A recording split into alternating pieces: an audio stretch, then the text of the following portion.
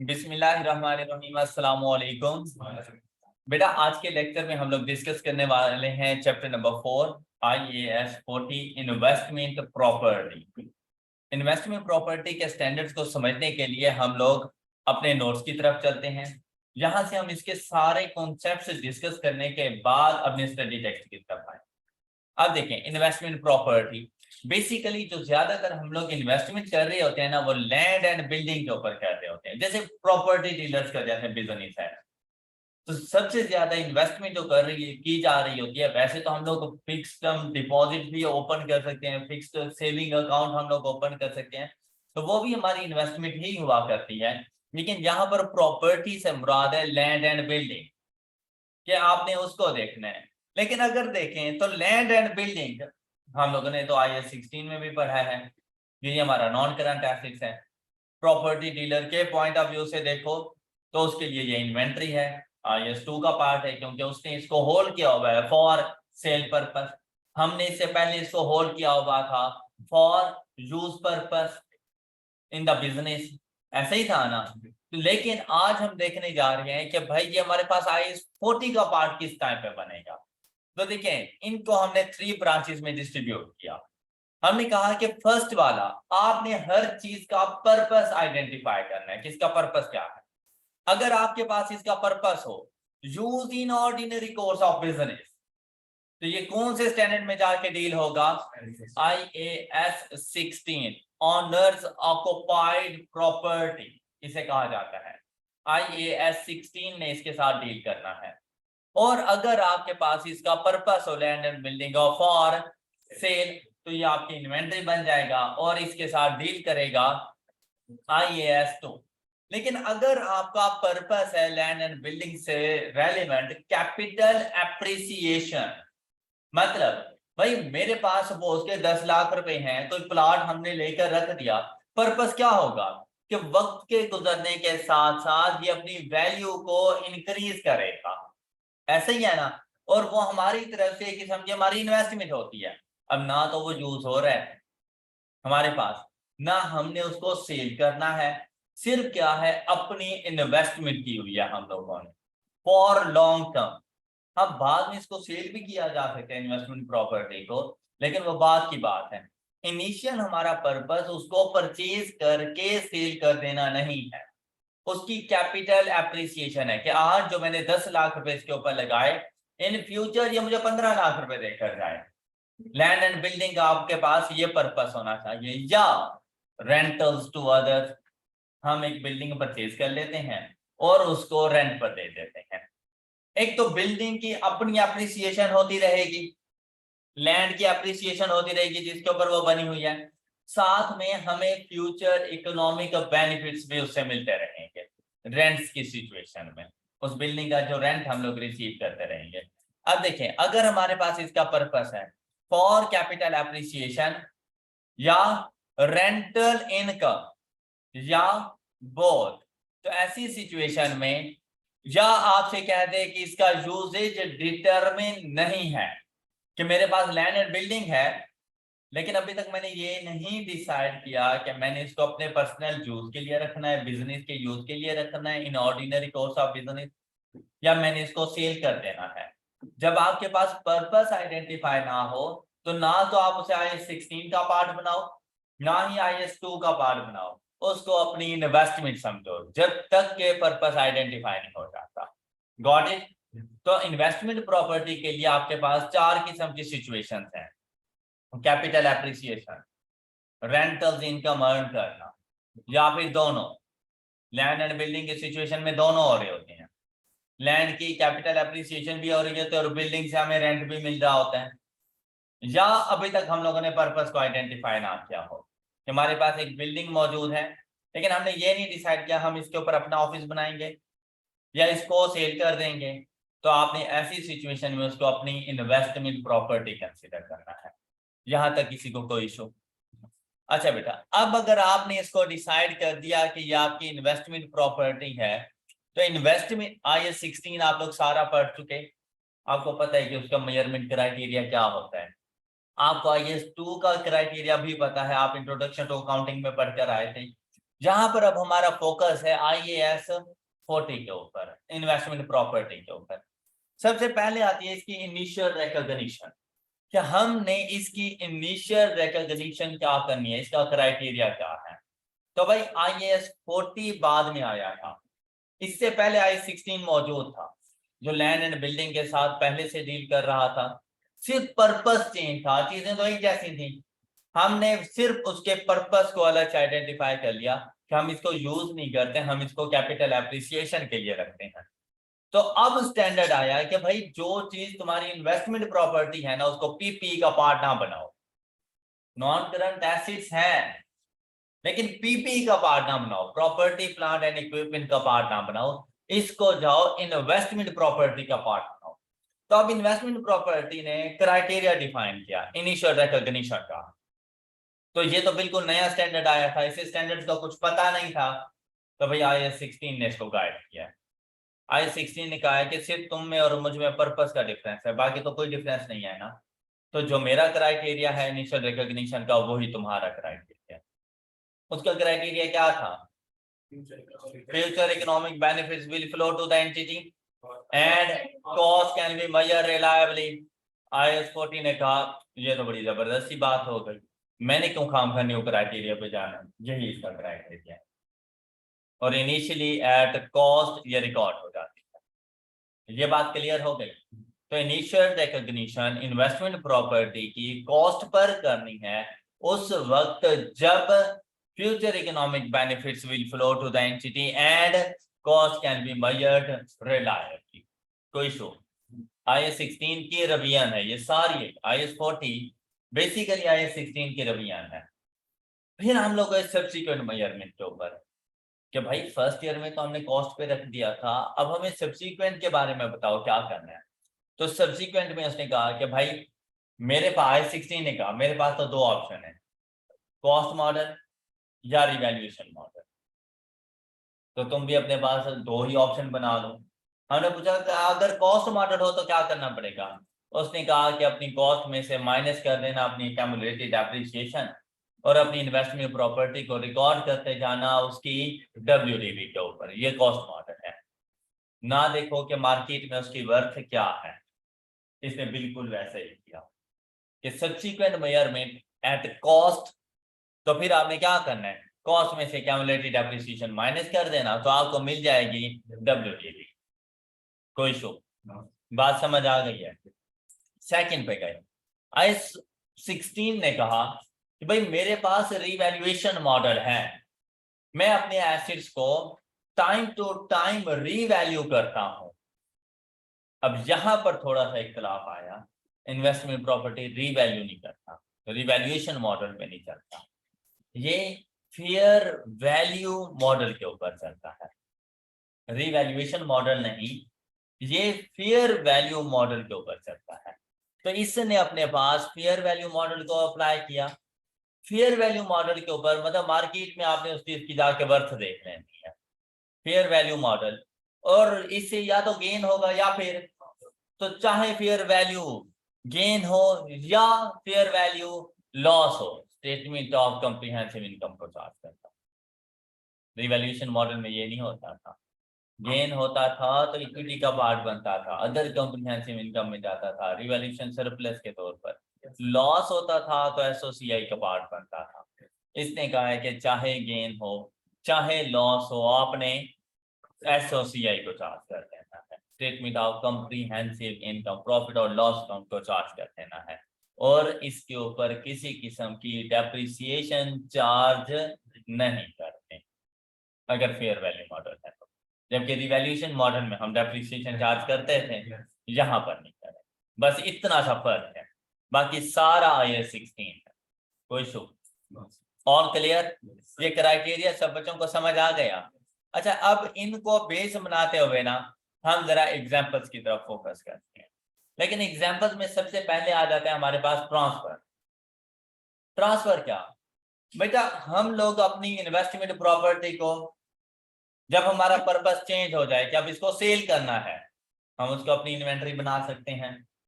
हमारे पास investment property थी, हमारा पर्पस चेंज हो जाए और हम कहें कि हम इसको यूज करेंगे इन ऑर्डिनरी कोर्स ऑफ बिजनेस, हम उसको अपना फिक्स्ड एसेट बना सकते हैं। तो ये दो किस्म के ट्रांसफर हो गए, investment property to inventory, investment property to PPE. इसी तरह से अगर आपके पास कोई पीपीई है, फिक्स्ड एसेट मौजूद है, और आप उसको ऑर्डिनरी कोर्स ऑफ बिजनेस में यूज नहीं करना चाह रहे और होल्ड कर रहे हो फॉर इन्वेस्टमेंट पर्पस, तो आप पीपीई को ट्रांसफर कर सकते हो IAS 40 के अंदर, इन्वेस्टमेंट प्रॉपर्टी। आपके पास कोई इन्वेंट्री थी, आपका पर्पस था इसको सेल करना, लेकिन आपने सोचा कि अगर मैंने अभी सेल किया तो शायद इतने इकोनॉमिक बेनिफिट्स ना मिले, प्रॉपर्टी की प्राइसेस इंक्रीज हो रही हैं, मुझे होल्ड कर लेनी चाहिए, आप उसको होल्ड करें, आप अपनी इन्वेंट्री को ट्रांसफर कर दें इन्वेस्टमेंट प्रॉपर्टी के अंदर। तो 4 किस्म के ट्रांसफर हो सकते हैं, investment property to PP, PPE to investment property, investment property to inventory, and inventory to investment property. बात समझ आ गई है? अब हम लोग ये ट्रांसफर देखें। सबसे पहला ट्रांसफर है कि इन्वेस्टमेंट प्रॉपर्टी है और ऑनर्स ऑक्युपाइड प्रॉपर्टी में आप लोग उसको कन्वर्ट करने जा रहे हैं। इन्वेस्टमेंट प्रॉपर्टी है और आप लोग उसको ऑनर्स ऑक्युपाइड प्रॉपर्टी में, मतलब IAS 16 का पार्ट बनाने जा रहे हैं। तो ऐसी सिचुएशन में आपने देखना है फेयर वैल्यू। अब इन्वेस्टमेंट प्रॉपर्टी है, इन्वेस्टमेंट प्रॉपर्टी, अब हमने ये देखना है कि भाई ऑनर्स ऑक्युपाइड प्रॉपर्टी कितने पे रिकॉर्ड करें, IAS 16 में वो एसेट कितने पर लेकर जाएं। तो उसने कहा कि आपने fair value at the date of transfer देखनी है, किसकी? इन्वेस्टमेंट प्रॉपर्टी की। शाबाश। इन्वेस्टमेंट प्रॉपर्टी चाहे आपने कॉस्ट पे रखी हुई है, चाहे फेयर वैल्यू मॉडल है, जब ट्रांसफर करने लगो तो आपने fair value of investment property उठानी है at the date of transfer, और वही उसकी फेयर वैल्यू पीपीई की कॉस्ट बन जाएगी। देखिए, आप कोई अपने आप को पैसे तो नहीं देंगे ना, सिर्फ पर्पस को चेंज करेंगे। तो ऐसी सिचुएशन में इन्वेस्टमेंट प्रॉपर्टी की at the date of transfer जो भी फेयर वैल्यू होगी वो IAS 16 के लिए उसकी एसेट की कॉस्ट बन जाएगी और IAS 16 उस वैल्यू के ऊपर रिकॉर्ड हो जाएगा। फिर कहते हैं any change up till date of transfer will be transfer to associate. बेटा, डेट ऑफ ट्रांसफर तक, उससे पहले तो इन्वेस्टमेंट प्रॉपर्टी थी ना, उसको इन्वेस्टमेंट प्रॉपर्टी ही डील करो। तो मतलब अगर इसमें आपकी वैल्यू में WDV में और इसकी फेयर वैल्यू में कोई इंक्रीज या डिक्रीज नजर आया तो लाजिम बात है आपको कोई ना कोई गेन या लॉस मिलेगा। उस गेन और लॉस को एसोसिएट के अंदर जाकर ट्रीट करना, IAS 16 के मुताबिक ट्रीट नहीं करना, क्योंकि IAS 16 तो अभी आ रहा है, ट्रांसफर होने के बाद इसके ऊपर IAS 16 अप्लाई हो जाना है, ट्रांसफर होने की डेट तक IAS 40 अप्लाई होगा। ये बात क्लियर हुई? और IAS 40 ने क्या कहा था कि भाई जितना भी फेयर वैल्यू गेन या लॉस होगा किसको ट्रांसफर करेंगे? प्रॉफिट और लॉस। इस स्टेटमेंट की समझ आ गई आपको? अब इस कॉन्सेप्ट को समझने के लिए हम लोग ये एक एग्जांपल सॉल्व करने लगे। कहते हैं investment property as on 31 December 20, और वो हमारे पास है 1682,000 की। On 1 October 2021 used for admin department, owners occupied, usages change हो गया, admin department, ordinary course of business. तो अब ये इन्वेस्टमेंट प्रॉपर्टी IAS 16 बन जाएगी। As on 1 October 2021, remaining useful life is 15 years and the fair value of the asset is 1.8 million. Got it? अब हमने उसको जर्नल एंट्रीज रिकॉर्ड करके देखनी है। जरा करें जर्नल एंट्रीज रिकॉर्ड। आपके ख्याल में क्या क्या जर्नल एंट्रीज बननी चाहिए? जल्दी करें। बेटा, इस क्वेश्चन में देखें तो हमारे पास जो इन्वेस्टमेंट प्रॉपर्टी है वो 1682,000 की है, जबकि इस इन्वेस्टमेंट प्रॉपर्टी की जो फेयर वैल्यू है वो 1.8 मिलियन है। तो हमारे पास property plant and equipment debit होगा fair value of investment property से, और वो हमारे पास आ गई 1.8 मिलियन। इसके बाद क्रेडिट करेंगे हम लोग अपनी इन्वेस्टमेंट प्रॉपर्टी 1,682,000। तो इसके ऊपर हमें गेन आ रहा है इस ट्रांसफर के ऊपर, और इन दोनों का जो डिफरेंस है 118,000 वो गेन के तौर पर जाकर रिकॉर्ड हो जाएगा। ये बात समझ आ गई? अच्छा, इसके लिए ना आप एक और एंट्रीज, मतलब 2 सेपरेट एंट्रीज भी कर सकते हैं कि आप सबसे पहले अपनी इन्वेस्टमेंट प्रॉपर्टी को उसकी फेयर वैल्यू के ऊपर लेकर जाओ। तो मेरे पास इन्वेस्टमेंट प्रॉपर्टी है 1,682,000, मैंने इसको अगर 1,800,000 बनाना है तो मैं इसमें कितना इंक्रीज करूं, और ये इंक्रीज क्या कहलाएगा, फेयर वैल्यू गेन, और चार्ज हो जाएगा प्रॉफिट और loss account, statement of comprehensive income को। अब मेरे पास इन्वेस्टमेंट प्रॉपर्टी 1.8 मिलियन की है। अब मैं कर सकता हूं property plant and equipment to investment property,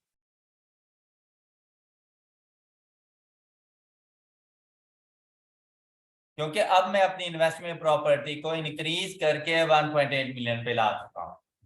अब या तो ये 2 डिफरेंट सेपरेट एंट्रीज रिकॉर्ड करें, पहले इन्वेस्टमेंट प्रॉपर्टी को उसकी फेयर वैल्यू के ऊपर लेकर जाएं, फिर उसको आगे ट्रांसफर कर दें, या फिर इसकी कंबाइन एंट्री रिकॉर्ड कर दें कि पीपीई डेबिट कर दें 1.8 मिलियन, इन्वेस्टमेंट प्रॉपर्टी को क्रेडिट करें जितनी अमाउंट के साथ ये आपके पास मौजूद है 1,682,000, और गेन ऑन ट्रांसफर 118,000। बात समझ आ गई? जो 1,682,000 है 1,682,000 ये हमारी बुक्स में स्टार्ट ईयर में है ना, तो हमें हाँ। जो 10 मिलियन हमारे गुजरे ट्रांसफर पर, हाँ उसकी डेप्रिसिएशन को ऐसे ही करेंगे? नहीं, डेप्रिसिएशन ये अपनी फेयर वैल्यू के ऊपर मौजूद है, और जब फेयर वैल्यू के ऊपर मौजूद हो तो डेप्रिशिएट। ये जो है ना फेयर वैल्यू, ये at the date of transfer है। ये जो वैल्यू है ना ये हमारे पास ओपनिंग है, तो इन्वेस्टमेंट प्रॉपर्टी को डेप्रिशिएट नहीं करना। ये जो लिखा हुआ है ना 15 इयर्स रिमेनिंग यूजफुल लाइफ, ये बेसिकली पीपीई के लिए बताई गई है कि आपने इसको डेप्रिशिएट इस तरह से करना। ओके, और लास्ट के 3 मंथ्स के लिए आपने पीपीई को डेप्रिशिएट कर देना। ये बात क्लियर हो गई सब बच्चों को? नेक्स्ट ट्रांसफर देखें, इन्वेस्टमेंट प्रॉपर्टी टू इन्वेंटरी। क्या मतलब, पहले हमारे पास इसका पर्पस क्या था, कैपिटल एप्रिसिएशन, और अब पर्पस क्या है, सेल। अब हमने इसको सेल कर देना है। तो देखिए भाई, इन्वेंटरी की रिकॉर्डिंग कौन सी वैल्यू पर होती है, IS2 ने क्या कहा हुआ है, लोअर ऑफ कॉस्ट और एनआर, लेकिन इनिशियली हम लोग उसको उसकी भी कॉस्ट के ऊपर रिकॉर्ड करते हैं। तो अब क्या कहते हैं आपसे, कहते हैं कि fair value of investment property at the date of transfer will be the same, वैसे जैसे पीपीई के लिए था, इन्वेस्टमेंट प्रॉपर्टी को पीपीई बनाओ या इन्वेंटरी बनाओ, उसकी fair value at the date of transfer हमारे बाकी एसेट की कॉस्ट बन जानी है। इन्वेंटरी में है तो इन्वेंटरी की कॉस्ट, पीपीई में है तो पीपीई की कॉस्ट, और इस यहां तक आने का जितना भी कोई चेंज आता है फेयर वैल्यू गेन या लॉस वो चार्ज कर देंगे। अब आप लोग ऐसे समझें जैसे यही क्वेश्चन है और यहाँ पे लिखा है used for sale, for admin नहीं है, यूज्ड फॉर सेल। तो सिंपली हम लोग क्या करेंगे, inventory debit 1.8 million, investment property credit 1,682,000 and gain 118,000 credit हो जाएगा। इन्वेंटरी में तो अब डेप्रिशिएट होना नहीं है, तो सिर्फ एक ही एंट्री हमारे पास रिकॉर्ड हो जाएगी। कोई मसला यहाँ तक? तो ऑल क्लियर? अब बात आती है पीपीई टू इन्वेस्टमेंट प्रॉपर्टी। हमारा एक एसेट है ऑनर ऑक्युपाइड प्रॉपर्टी, और हम उसको इन्वेस्टमेंट प्रॉपर्टी बनाने जा रहे हैं। तो कहते हैं कि आप देखो आप अपनी इन्वेस्टमेंट प्रॉपर्टी के ऊपर कौन सा मॉडल फॉलो कर रहे हो। सबसे पहले आपने ये डिटरमिन करना है, पीपीए को इन्वेस्टमेंट प्रॉपर्टी बनाने के लिए सबसे पहला काम आप अपनी इन्वेस्टमेंट प्रॉपर्टी पर कौन सा मॉडल फॉलो कर रहे हैं, हमने कहा कॉस्ट मॉडल। क्लियर? तो फिर इसके लिए carrying amount of the PP at the date of transfer, जो भी हमारी पीपी की कैरिंग अमाउंट होगी ना, वो हमारी इन्वेस्टमेंट प्रॉपर्टी की कॉस्ट बन जाएगी। ये बात समझ आ गई है? क्लियर? लेकिन अगर हम लोग फेयर वैल्यू मॉडल को यूज कर रहे हैं तो फिर कहता है आपने पीपी को रीवैल्यू करना है, revalue PP in accordance with IAS 16। मतलब रिवैल्यूएशन सरप्लस है तो उसकी अलग से रिकॉर्डिंग, लॉस है तो उसकी अलग से रिकॉर्डिंग, इसको IAS 16 के मुताबिक ही आप लोगों ने जाकर ट्रीट करना है और इसको इसकी रीवैल्यूड अमाउंट पर लेकर आना है। वो जो रीवैल्यूड अमाउंट होगी ना उसकी, वो हमारी इन्वेस्टमेंट प्रॉपर्टी की फेयर वैल्यू बन जाती है। फेयर वैल्यू ऑफ पीपीई आपने ट्रीट करनी है और वही इन्वेस्टमेंट प्रॉपर्टी की कॉस्ट बन जानी है। ये बात समझ आई? इसके समझने के लिए एग्जाम्पल देखते हैं। कहता है आपके पास कॉस्ट है 1.2 मिलियन, एक्यूमुलेटेड डेप्रिसिएशन 840, तो उसकी कैरिंग अमाउंट कितनी है हमारे पास 1 जनवरी 2021 को 360,000।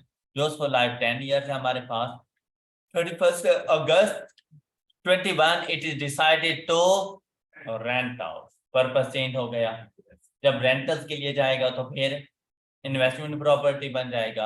अब अगर ये सबसे पहले 31 अगस्त 21, अब ये पीपीई था, पीपीई ने डेप्रिशिएट होना है, ये अगस्त तक डेप्रिशिएट होगा 8 मंथ्स के लिए। कैसे?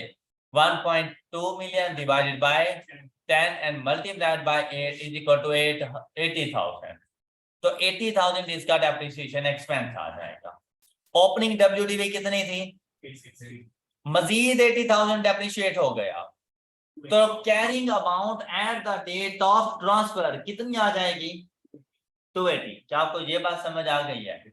और अगर इन्वेस्टमेंट प्रॉपर्टी कॉस्ट पर है तो इन्वेस्टमेंट प्रॉपर्टी को डेबिट कर दो 280 से, पीपी को क्रेडिट कर दो उसकी कॉस्ट से और एलिमिनेट कर दो उसकी एक्यूमुलेटेड डेप्रिसिएशन। ये बात समझ आ गई? और नेक्स्ट देखो, अब 280 डिवाइडेड बाय मल्टीप्लाइड बाय 4। अब ये बेसिकली हम लोगों ने इसकी रिमेनिंग यूजफुल लाइफ को देखा। अब यहां पर कैसे हमें ये पता चला? देखिए भाई 10 इयर्स 1.2 मिलियन, हर साल कितना डेप्रिशिएट हो रहा है? 120,000। शाबाश। 840 तक कितना डेप्रिशिएट हो चुका है? 840 divided by 120 is equal to 7 साल। तो 7 साल अपनी जिंदगी को गुजार चुके हैं। 7 साल ये और 8 महीने ये, 7 साल और 8 माह इसने अपनी लाइफ को गुजार ली है। तो बाकी इसकी कितनी लाइफ बच गई? 2 साल और 4 महीने। ऐसा ही है ना? तो 2 साल 4 महीने में टोटल कितने मंथ्स आ जाएंगे? 28। तो बेटा इसीलिए मैंने इसको divided by 28 and multiplied by अक्टूबर से दिसंबर तक की डेप्रिसिएशन। बात समझ आई? और वो कितनी आ जाएगी? अब बेटा हमने कैरिंग अमाउंट के ऊपर इसको आके रखा है वलीद। तो जब कैरिंग अमाउंट पे रखा है तो क्या पढ़ा था हम लोगों ने कि ये अपनी कॉस्ट के ऊपर रिकॉर्ड होता है, और जब कॉस्ट पे इन्हें इसकी रिकॉर्डिंग कर रही होती है तो इसने डेप्रिशिएट होना होता है। इसीलिए लास्ट के 4 मंथ्स के लिए हमने इसको इन्वेस्टमेंट प्रॉपर्टी को डेप्रिशिएट कर दिया। कोई इशू? तो हम लोग अगला क्वेश्चन देखते हैं। 28 कैसे है? 2 साल और 4 महीने remaining useful life. Total useful life थी 10 इयर्स। यहां से हम लोगों ने कैलकुलेशन की, स्ट्रेट लाइन मेथड है हमारे पास। 1,200,000 डिवाइडेड बाय 10 करो तो हर साल कितना डेप्रिशिएट हो रहा है? हर साल 120। टोटल कितना डेप्रिशिएट हो चुका है? 840 डिवाइडेड बाय हर साल की डेप्रिसिएशन, तो टोटल कितने साल इसने अपनी लाइफ गुजार दिए? 7 इयर्स। कब तक? 1 जनवरी 2021। हमने ट्रांसफर कब किया? 31 अगस्त। तो 8 महीने और भी तो गुजार दिए। बाकी 10 इयर्स में से कितनी लाइफ बच गई? 2 इयर्स। और इसमें टोटल 24 + 4 कितने मंथ्स आ गए? मैंने लाइफ को इन मंथ्स लिखा। क्लियर है? अब कोई इशू? जी। अब बेटा नेक्स्ट देखें कि अगर ये फेयर वैल्यू मॉडल हो तो उसके लिए हम लोग ट्रीटमेंट किस तरह से करेंगे। ये देखें, कहता है कॉस्ट ऑफ बिल्डिंग 700,000 है आपके पास, एक्यूमुलेटेड डेप्रिसिएशन है उसकी 300 और फेयर वैल्यू है 600। Building transfer to investment property, use fair value model for investment. तो हमने क्या पढ़ा था? फेयर वैल्यू मॉडल है तो फिर पीपीई की भी फेयर वैल्यू लेकर आओ, और उसकी फेयर वैल्यू क्या है? 600। अब यहाँ पर देखें टोटल इसकी डब्ल्यूडीवी कितनी है? 400। फेयर वैल्यू कितनी है? कितने का इंक्रीज आएगा? वो 200 पे रिवैल्यूएशन सरप्लस है, 200 रिवैल्यू, और ये IAS 16 के मुताबिक जाकर रेट होगा। ये बात समझ आ गई है? ये बात क्लियर? अब आपकी एक्यूमुलेटेड एप्रिसिएशन 300 से एलिमिनेट हुई, पीपी 300। ये जब आप लोग उसको रीवैल्यू करने लगते हो तो सबसे पहले एक्यूमुलेटेड एप्रिसिएशन की एलिमिनेशन होती है। तो हमने एक्यूमुलेटेड एप्रिसिएशन एलिमिनेट की, पीपी को डेबिट किया 200 से और 200 चार्ज कर दिया। अब पीपी कौन सी वैल्यू पे मौजूद है? फेयर वैल्यू, और वो कितनी है? और जाके ट्रांसफर कर दो। क्या लिखेंगे? इन्वेस्टमेंट प्रॉपर्टी टू पीपी 600 था। अब इन्वेस्टमेंट प्रॉपर्टी नेट एप्रिशिएट नहीं होना, फेयर वैल्यू मॉडल है। इस बात का ख्याल रखिएगा, इन्वेस्टमेंट प्रॉपर्टी पे फेयर वैल्यू मॉडल हो तो डेप्रिशिएट नहीं, कॉस्ट मॉडल हो तो डेप्रिशिएट करना है। ऊपर वाले एग्जांपल में हमने उसको डेप्रिशिएट किया क्योंकि कॉस्ट मॉडल था। इस एग्जांपल में फेयर वैल्यू मॉडल है तो डेप्रिसिएशन की जरूरत नहीं। राइट? राइट? कोई इशू? नेक्स्ट देखें जी। ये एसिड की रिमेनिंग यूजफुल लाइफ बिल्कुल वैसी। बेटा सेल तो नहीं किया ना, डिस्पोजल नहीं है, सिर्फ उसका यूजेज चेंज किया हम लोगों ने, तो ये बिल्कुल वैसा ही ट्रीट होता रहेगा जैसा पहले हो रहा था। रिवैल्यूएशन सरप्लस, हाँ, divided by remaining useful life. Okay. अब बात ये है कि इसने डेप्रिशिएट ही नहीं होना, डेप्रिशिएट नहीं होना तो किसी किस्म के एक्यूमुलेटेड इंक्रीमेंटल डेप्रिसिएशन भी नहीं आनी। तो इसको अपने पास रखना उस वक्त तक जब तक कि इसको डिस्पोज ना कर। राइट? अच्छा जी। Inventory to investment property. अब आपकी वैसे इन्वेंट्री थी तो इन्वेंट्री तो कॉस्ट पे रिकॉर्ड होगी आपके पास, डेप्रिशिएट भी नहीं होती रहती। आपने उसको इन्वेस्टमेंट प्रॉपर्टी बनानी तो आपने इन्वेंट्री की फेयर वैल्यू लेनी है। आपने इन्वेंट्री की fair value at the date of transfer, वही हमारी इन्वेस्टमेंट प्रॉपर्टी की कॉस्ट बन जाएगी। क्लियर है ये बात? तो अब देखें मेरे पास इन्वेंट्री है 10,200 की, उसकी फेयर वैल्यू कितनी है? 12,000। अब क्या करेंगे? इन्वेस्टमेंट प्रॉपर्टी 12,000 के साथ जाएगी, इन्वेंट्री क्रेडिट होगी 10,200 के साथ, और गेन इसके ऊपर आ जाएगा 1,800 का, और वो चार्ज कर देंगे हम लोग एसोसिएट को। पूरा IAS 40 बस इतना ही है। ओके, कोई इशू? अब चलते हैं आप लोगों की बुक्स पर। अब बेटा अपनी बुक में देखें, एट अ ग्लांस बिल्कुल लास्ट में जाकर आप लोगों ने पढ़ना है। जब आप पूरा चैप्टर पढ़ चुके हो फिर आपको ना इसकी सारी वर्डिंग की समझ आएगी। आप अगर स्टार्ट में पढ़ेंगे ना तो आपको ये तो पता चल जाएगा कि क्या पढ़ाने वाला है, लेकिन उसकी टर्म्स एक भी नहीं समझ आने वाली कि वो क्या बोल रहा है। तो इसलिए इनको सबसे लास्ट में पढ़ा करें।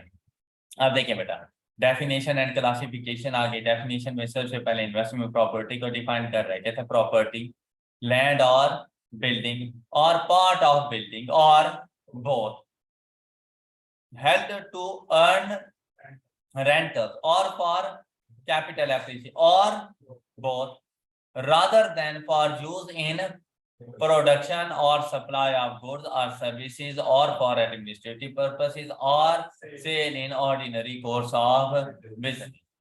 तो वो क्या कहलाती है?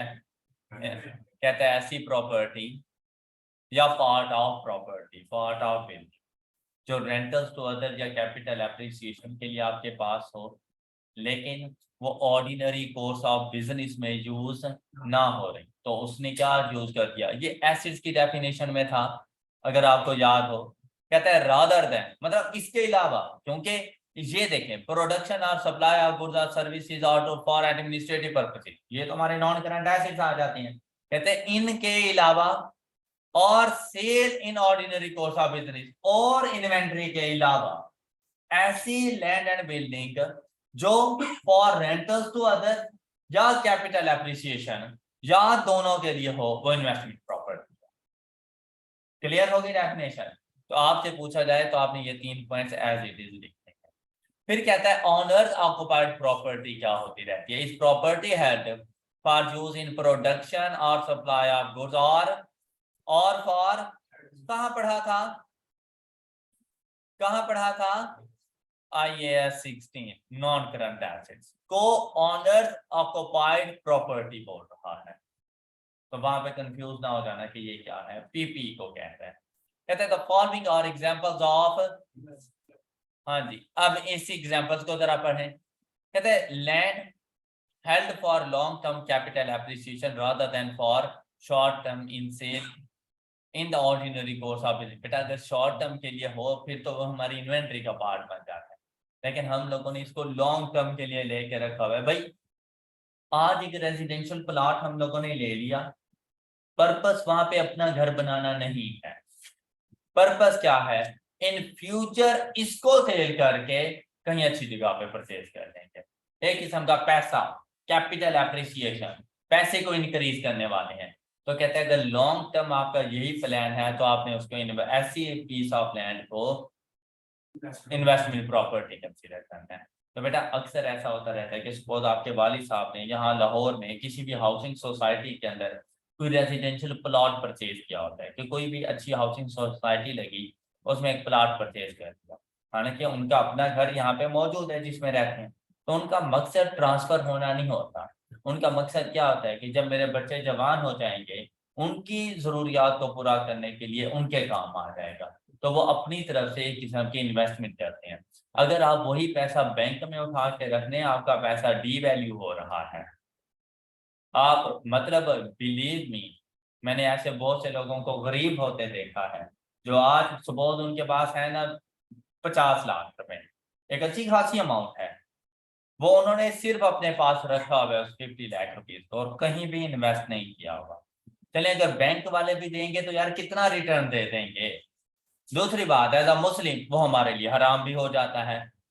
तो अगर भाई आप इस किस्म का कोई स्टेप नहीं लेते तो आने वाले 5 साल के बाद बेसिकली बज़ाहिर वो आपको 50 लाख नजर आएगा, लेकिन बेसिकली वो 50 लाख नहीं है, वो मैक्सिमम 30 लाख रुपए के वर्थ करता है। तो आप गरीब होते जा रहे हैं। तो ऐसी सिचुएशन में आपके पास जब भी कोई अमाउंट हो, कहीं ना कहीं इन्वेस्ट करो, और बेस्ट इन्वेस्टमेंट है प्रॉपर्टी के अंदर, और वो भी किसी अच्छी जगह पर प्रॉपर्टी में इन्वेस्ट करो। वो अपने आप को इंक्रीज करता रहता है। अब वो इंक्रीज इस तरह से नहीं होता कि आज आपने 50 लाख की प्रॉपर्टी परचेज की और उस टाइम पर वो 1 करोड़ की सेल हो गई, तो बेटा उस टाइम पे इन्फ्लेशन रेट भी बहुत हाई हो चुका होता है। बेसिकली जो आपका बेनिफिट होता है ना, ये 1 करोड़ का नहीं होता, ये होता 20-25 लाख रुपए का है। बाकी तो इन्फ्लेशन ने कवर करना है, कि उसकी वजह से, इन्फ्लेशन की वजह से बाकी कवर हो रहा है। इस किस्म की सिचुएशन आती है। बात समझ आ गई है? अब यहां पर देखें, आई होप कि ये फर्स्ट एग्जांपल आपको क्लियर होगी। क्लियर? इसी तरह से दूसरी, land held for currently undetermined future use, मतलब वाली साहब ने एक प्लॉट ले लिया किसी अच्छी हाउसिंग सोसाइटी में, लेकिन अभी वो ये डिसाइड नहीं कर पा रहे कि हम यहाँ पर अपना घर बनाएं या इसको इन्वेस्टमेंट पर्पस के लिए रखें। तो ऐसी सिचुएशन में आपने जब तक के पर्पस डिफाइन ना हो, आपने इन्वेस्टमेंट प्रॉपर्टीज को कंसीडर करना है। क्लियर? कहते हैं if an entity has not determined that will use the land और as owner occupied property or for short term sale in the ordinary course of business, the land is regarded as held for capital appreciation, तो फिर investment property का part बन जाएगी। Example B clear? Example C, एक building है आपके पास, owned by the entity, उसके अपने नाम पर है, कंट्रोल सारा एंटिटी के पास है, and leased out under one or more operating lease. बेटा लीज्ड आउट से मुराद होता है रेंटल पर दे देना, रेंट पर दे देना, आपको उस पर रेंट मिल रहा है। और वो कौन सी लीज है? बेसिकली लीज की दो टाइप्स हैं, operating lease and finance lease. Operating lease में एसेट आपका अपना रहता है, बस जब तक कोई दूसरा पर्सन उसको यूज करता रहता है उसके लिए वो आपको रेंट पे करता रहेगा। जब वो रेंट पे नहीं करेगा आप उससे अपना एसिड वापस ले लो। जबकि फाइनेंस लीज में ये होता रहता है कि आप एसिड यूज करो, आप मुझे रेंट देते रहो, ये एसिड 50,000 रुपए का है, जैसे ही 50,000 पूरे हो जाएंगे ये एसिड आपका हो गया। जैसे कि हम लोग कार फाइनेंसिंग करवाते हैं बैंक से, वो फाइनेंस लीज होती है। मतलब ऐसा नहीं है कि 5 साल के लिए हम लोगों ने फाइनेंसिंग करवाई, 5 साल के बाद 5 साल तक हमने रेंटल्स पे करते रहे इंस्टॉलमेंट्स, और 5 साल के बाद बैंक वालों ने कहा चलो भी गाड़ी वापस दे दो। नहीं, 5 साल के बाद वो गाड़ी हमारी हो जाती है। ओके, अच्छा जी। A building that is vacant but is held to be leased out under one or more operating lease। भाई एक बिल्डिंग दैट इज वैकेंट और वो बिल्कुल खाली रखी हुई है, but is held to be leased out under one or more operating lease, और हमारी इंटेंशन ये थी कि हमने इसको लीज्ड आउट करना है, इससे रेंटल इनकम अर्न करनी है, लेकिन अभी के लिए वो खाली है। तो भाई ऐसा जरूरी नहीं होता कि उसी टाइम पे आपको टेनेंट्स मिल जाए, किराएदार मिल जाए आप लोगों को, तो कुछ अर्से के लिए वो बिल्डिंग खाली रह सकती है, वो भी आपकी इन्वेस्टमेंट प्रॉपर्टी ही कहलाएगी, चाहे अभी उस पर से आपको बेनिफिट आना स्टार्ट नहीं हुए। Property that is being constructed और developed for future use as, अब क्या कि भाई पीस ऑफ लैंड ले लिया और उसके ऊपर घर खुद बना रहे हैं, बिल्डिंग की कंस्ट्रक्शन खुद कर रहे हैं, क्यों? For capital appreciation. अब इसका देखें, एक होता है प्रॉपर्टी डीलर, अक्सर कंस्ट्रक्टर जो होते रहते हैं, कंस्ट्रक्शन जो करते हैं वो ऐसे ही करते रहते हैं कि वो किसी सोसाइटी में पीस ऑफ लैंड लेते हैं, 5 मरले का प्लॉट लेंगे, उस पर घर खुद बना लेते हैं। अब उनका पर्पस खुद रहना नहीं होता, क्या कि घर बनाने के बाद हम इसको सेल कर देंगे, ये उनकी प्रॉपर्टी है। क्लियर? लेकिन एक प्रॉपर्टी डीलर है, उसने देखा यार हाउसिंग सोसाइटी बहुत अच्छी है, लैंड लेकर ऐसे रख दूंगा तो ये मुझे इतना बेनिफिट नहीं दे के जाएगी, लेकिन अगर मैं इस लैंड को परचेज करके इसके ऊपर घर बना के कुछ अर्से के लिए छोड़ दूं, उसने अच्छा खासा बेनिफिट दे जाना है।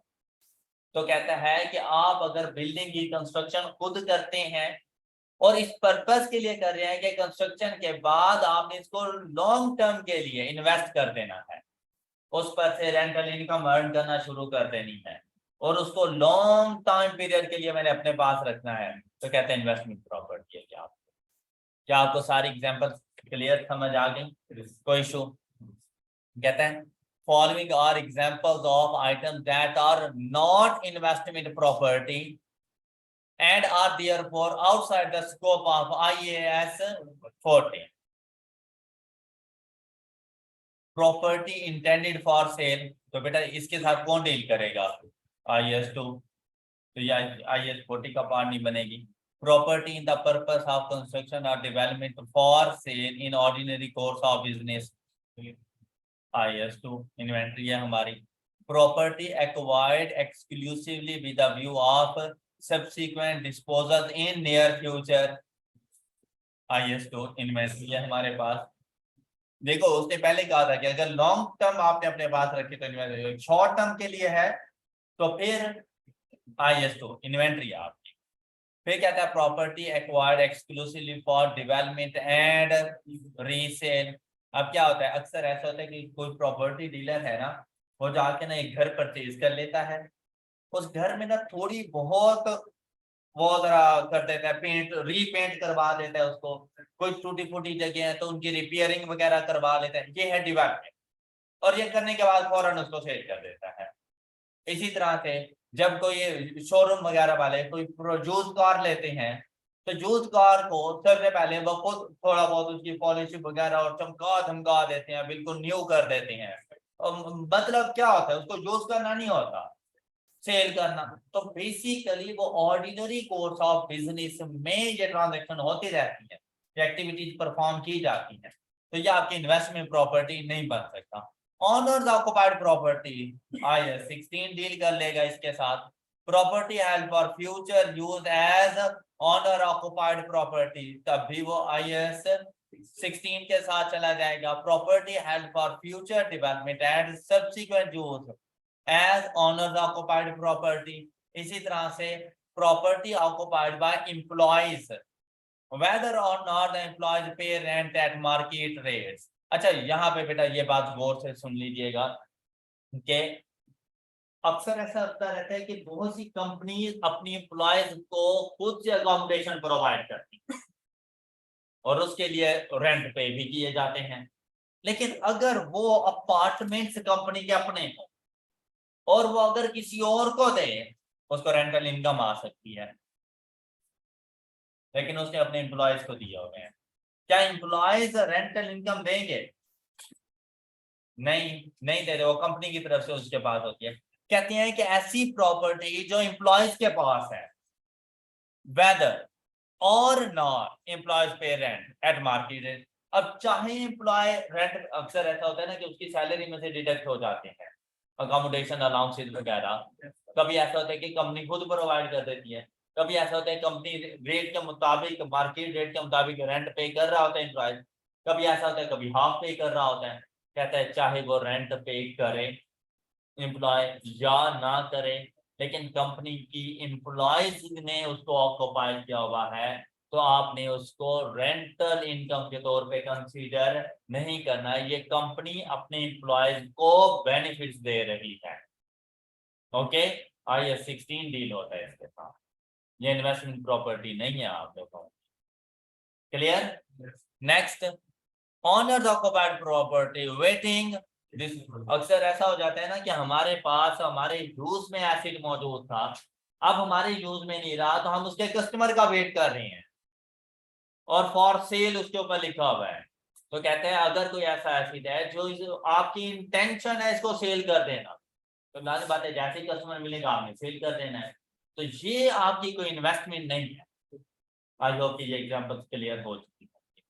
Why separate classification is necessary? भाई क्यों जरूरत पड़ी है कि हम लोगों ने इसको उठाया और एक नया स्टैंडर्ड बना दिया? हमने इसको IS 16 या IS 2 के साथ मर्ज क्यों नहीं किया? तो ऐसी सिचुएशन में कहते हैं investment property is held to earn rentals or for or therefore an investment property generates cash flows largely independently of the other assets held by an entity। तो इन्वेस्टमेंट प्रॉपर्टी हमें जो कैश फ्लोज मिल रहे होते हैं वो अपने cash flows खुद से जनरेट कर रही होती है इन्वेस्टमेंट प्रॉपर्टी, और बिल्कुल इंडिपेंडेंट होके कर रही है, जबकि बाकी एसेट्स ऐसे नहीं करते। इस वजह से हम लोग जाकर इसको अलग ट्रीट करते हैं। This distinguishes investment property from owners occupied property। Next, the production or supply of goods or services or the use of the property for administrative purpose generates cash flows that are attributable not only to property but also to other assets used in the production or supply process। IS 16 applies to owners occupied property। इसके अलावा बाकी जितने acids होते हैं बेटा वो एक दूसरे के साथ मिलजुल कर कैश फ्लोज को जनरेट कर रहे होते हैं। तो इसीलिए हम लोग कहते रहते हैं कि आप इसको ऑनर्स ऑक्युपाइड प्रॉपर्टी में रखें, जबकि इन्वेस्टमेंट प्रॉपर्टी बिल्कुल इंडिपेंडेंट होकर कैश जनरेट कर रही होती है। उसको हम लोग अलग डील कर लेते हैं। ओके है। Next, property, portions held for different purposes. अब कभी कभी ऐसा होता रहता है कि एक ही प्रॉपर्टी है, एक ही बिल्डिंग है, लेकिन उसके डिफरेंट पोर्शन डिफरेंट पर्पसेस के लिए यूज हो रहे हैं। उसका कुछ पोर्शन हमारे पास यूज हो रहा है हमारे अपने ऑफिस एडमिन डिपार्टमेंट के तौर पर, जबकि बाकी पोर्शन हम लोगों ने रेंट आउट किया हुआ है। तो ऐसी सिचुएशन में हमने क्या करना है, कहते हैं some properties comprise the portion that is held to earn rentals or for capital appreciation and an other portion that is held for use in the production or supply of goods or services or for, तो इसमें देखें IS 40 and IS 16 दोनों आ गए, एक ही building के अंदर आ गए। अब हमने क्या करना है, आपने ये देखना है कि क्या हम इनको सेपरेट कर सकते हैं या सेपरेट नहीं कर सकते। अगर स्पीयरेबल पोर्शन है कि हमें पता है इतना एरिया इस पर्पस के लिए, इतना एरिया इस पर्पस के लिए, तो फिर if these portion could be sold separately and entity accounts for the portions, तो आपने हर पोर्शन को अलग अलग ट्रीट करना है। जैसे अपार्टमेंट्स, बिल्डिंग एक ही है, एक ही लैंड पर मौजूद है, लेकिन हर अपार्टमेंट अलग अलग से कैश इनफ्लो जनरेट करता है, हर अपार्टमेंट को अलग से आइडेंटिफाई किया जा सकता है, हर अपार्टमेंट को अलग से सेल भी किया जा सकता है। आपको जाकर पूरी बिल्डिंग परचेज करने की जरूरत नहीं है, आपको जाके लैंड परचेज करने की जरूरत नहीं है, अपार्टमेंट सेल हो सकता है। आप अपना अपार्टमेंट सेल एंड परचेज कर सकते हैं, उससे बेनिफिट भी ले सकते हैं, तो ये स्पीयरेबल है, तो इसको आप अलग अलग कर सकते हैं। फिर कहता है नॉन स्पेयरेबल। अब कभी कभी ऐसा होता है हमारे लिए उनको अलग से सेल करना या उनको अलग से आइडेंटिफाई करना मुश्किल होता है, तो कहते हैं if the portion could not be sold separately. अब हमने क्या करना, अब हमने उसकी यूजेज को देखते हैं कि मैक्सिमम यूजेज कहां पर है। कहता है the property is investment property only if N insignificant portion is held for use in production or supply of goods or services of administrative portion। क्या मतलब, कहता है कि अगर आप उसको अलग नहीं कर सकते, तो आप ये देखें कि अगर एडमिन डिपार्टमेंट वालों ने पूरी बिल्डिंग में से सिर्फ एक रूम अपने काम के लिए लिया होगा, तो ये एक इनसिग्निफिकेंट पोर्शन है। आप पूरी प्रॉपर्टी को इन्वेस्टमेंट प्रॉपर्टी ही कंसिडर करना। लेकिन अगर कोई significant portion honours occupied property का हिस्सा बन रहा है और आप उसको स्पेयर भी नहीं कर सकते, तो आपने उसको ऑनर्स ऑक्युपाइड प्रॉपर्टी के तौर पे लिखना है। फिर आप लोग अपनी इन्वेस्टमेंट प्रॉपर्टी उसको कंसीडर नहीं करते। क्लियर, बात क्लियर। ये सारी सिचुएशन आपके न्यूमेरिकल क्वेश्चन में आनी है कि ये प्रॉपर्टी हम इसको स्पेयर कर सकते हैं, स्पेयर नहीं कर सकते, कितना पोर्शन एडमिन के पास है, कितना पोर्शन किसके पास है। तो हम लोगों ने आइडेंटिफाई करना होगा कि इन्वेस्टमेंट प्रॉपर्टी है या नहीं है, नहीं है तो क्यों नहीं है तो क्यों है। ये सारी बातें हमने ये उसे बतानी, इसलिए ये थ्योरी आपके लिए बहुत इंपॉर्टेंट। इनसिग्निफिकेंट मतलब छोटा सा स्मॉल सा पोर्शन, जिसे मतलब आपको कोई फर्क नहीं पड़ रहा होता, मतलब बाहर एक छोटा सा अपना ऑफिस बना के बैठ गए हैं स्टार्ट में ही। नहीं, स्टैंडर्ड में कोई खास परसेंटेज नहीं है, आपने खुद डिटरमिन करना होगा जी। कहते हैं impact of ancillary services. In some cases an entity provides ancillary services to occupants of property it holds। बेटा अक्सर ऐसा नहीं होता रहता कि हम जिस एरिया में रहते हैं, जैसे हॉस्टल में रहते हो, हॉस्टल तो रूम रेंट पे लिया होता है, लेकिन हॉस्टल के लोग कहते हैं या जिनका हॉस्टल होता है कि हम लोग पूरे हॉस्टल की सफाई करवाते रहते हैं। बाहर की सफाई, भाई कमरे की सफाई तो चलो आपकी जिम्मेदारी हो गई, लेकिन बाहर की सफाई वगैरह उसके लिए निकालें 200 रुपए निकालें, एक्स्ट्रा सर्विसेज पे करते हैं। कहते हैं बाहर एक सिक्योरिटी गार्ड बैठा होता है आप लोगों की हिफाजत के लिए, हम उसको मंथली 10,000 रुपए देते हैं, चलो 100 रुपये आप लोग निकालें, उसको पे करते हैं। हम लोगों ने इस्त्री कॉमन रखी हुई है, जो सारे लोग हॉस्टल के जाके वहीं पे इस्त्री कर रहे हैं या वॉशिंग मशीन, हम एक्स्ट्रा से सर्विसेज दे रहे हैं। ये जो अपार्टमेंट्स वगैरह बनाए जाते हैं ना, ठीक है अपार्टमेंट्स तो हैं, लेकिन अपार्टमेंट्स की सिक्योरिटी होती है अपार्टमेंट्स की सिक्योरिटी गार्ड भी मौजूद होता है, उसके लिए स्वीपर वगैरह भी मौजूद होते हैं, उन पूरी बिल्डिंग का इलेक्ट्रीशियन भी मौजूद होता है, उसके लिए मैकेनिक्स वगैरह सारे मौजूद होते हैं कि पूरे अपार्टमेंट्स में, पूरी बिल्डिंग में कहीं पर भी कोई इशू आएगा एक कॉमन मैकेनिक मौजूद होता है। और ये सर्विसेज आपको उस बिल्डिंग के ऑनर्स ने देनी होती है। अब देखें, कोई भी हाउसिंग सोसाइटी हो आपको कैसे फायदे बताते हैं, 24/7 इलेक्ट्रिसिटी, ठीक है, सिक्योरिटी कैमरास लगे हुए हैं, कुशादा सड़कें, ये सारी चीजें, ये है एक्स्ट्रा सर्विस। उन तमाम चीजों को सेल करने के लिए अब अगर आपको कहीं पे ये सिक्योरिटीज ना मिले, ना इंटरनेट मिल रहा है, ना बिजली मिल रही है, ना गैस है, ना सिक्योरिटी है, कुछ ना स्वीपर वगैरह मौजूद है, सफाई सुथराई का इंतजाम, आप जाके रहेंगे? ये है सैलरी सर्विस। Got it? ये बात समझ आ गई आप लोगों को? अब हमने इनके साथ कैसे ट्रीट करना है, कहता है if the services are insignificant to the arrangements as a whole, तो फिर क्लासिफिकेशन, इन्वेस्टमेंट प्रॉपर्टी अगर आपके पास है तो example, the owner of an office building provides security and maintenance services to the tenants who occupy the building। I hope कि example समझ आ गई है।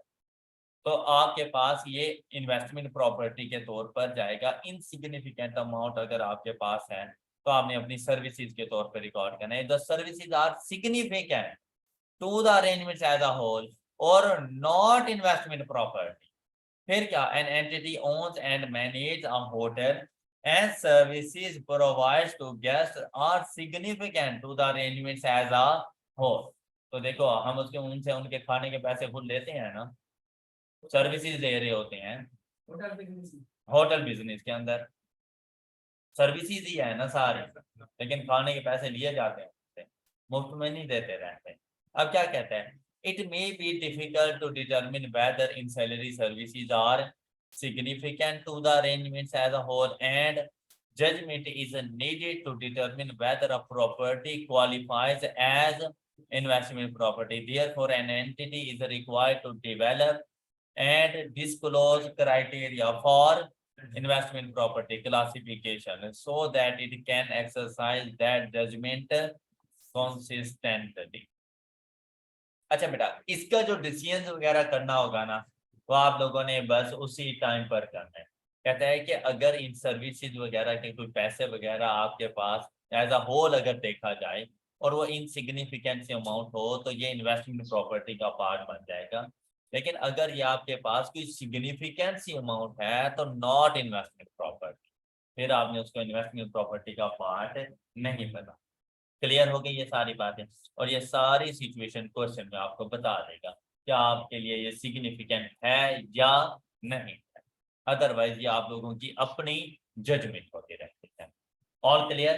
बेटा इसके बाद वाला जो टॉपिक है हमारे पास वो ट्रांसफर से रेलिवेंट है और उसकी एग्जांपल यहाँ पे गिवन है। तो आप लोगों ने जो होम असाइनमेंट है आपकी, आपने इसको अच्छे तरीके से रीड करके आना है। रिकॉग्निशन एंड मेजरमेंट मैंने आप लोगों को पढ़ा दिया है और साथ में इसका ट्रांसफर भी। तो आप लोगों ने इस चीज को अच्छे से रीड करना है। इनकी जो एग्जांपल्स आती हैं सबसे पहले आप खुद से करें और उसके बाद उसके सोल्यूशन को देखें। कल हम लोग इंशाल्लाह इसकी डिस्कशन करेंगे। That's all for today. अपना बहुत सा ख्याल रखिएगा, नेक्स्ट लेक्चर में मिलेंगे। अल्लाह हाफिज।